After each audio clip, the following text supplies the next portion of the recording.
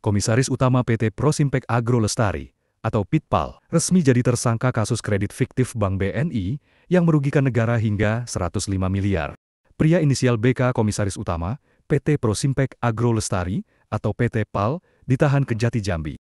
Kasus yang menjeratnya adalah dugaan tindak pidana korupsi terkait menerima fasilitas kredit investasi dan kredit modal kerja dari Bank BNI Persero, bermodal dokumen akal-akalan alias dokumen fiktif yang diajukan PT PAL pada tahun 2018 hingga 2019 lalu. Kasih Penkum Kejaksaan Tinggi Jambi, Noli Wijaya mengatakan, penahanan dilakukan oleh tim penyidik pidana khusus Kejati Jambi setelah ditemukan bukti permulaan yang cukup pada Selasa 22 Juli kemarin. BK diduga turut terlibat dalam proses pencairan kredit yang berujung pada kerugian keuangan negara. Berdasarkan hasil penyidikan, tersangka BK selaku pemegang saham dan komisaris utama PT PAL diduga mengetahui serta terlibat dalam proses pengajuan fasilitas kredit tersebut, yang kemudian tidak digunakan sesuai peruntukannya, ungkapnya.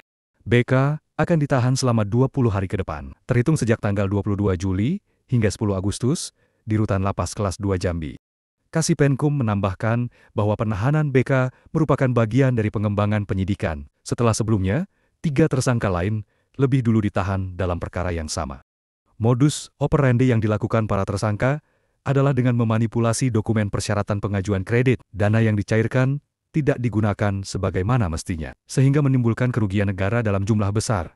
Jelas Kasih Penkum Kejati Jambi. Ia juga menegaskan bahwa tim penyidik akan terus mendalami keterlibatan pihak-pihak lain secara profesional dan transparan. Penanganan perkara ini akan terus kami kawal dengan menjunjung tinggi asas praduga tak bersalah, dan kami berkomitmen menuntaskan kasus ini hingga ke akar-akarnya. Tutupnya.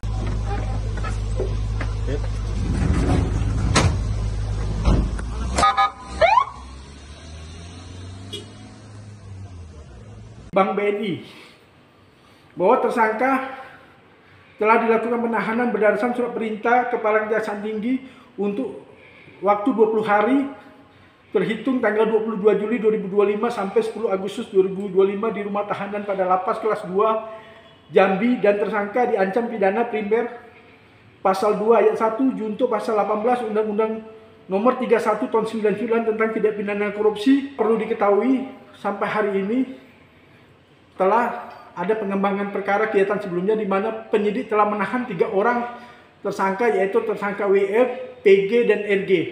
Adapun modus operandi tindak pidana korupsi ini, para tersangka secara bersama-sama melakukan pemufakatan manipulasi data dokumen yang menjadi syarat pengajuan kredit dan uangnya dipergunakan tidak sesuai dengan peruntukannya.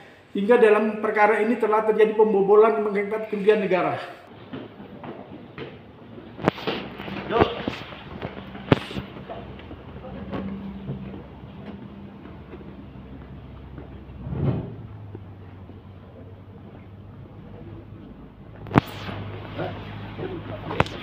Beneran? Ini bener. Oh.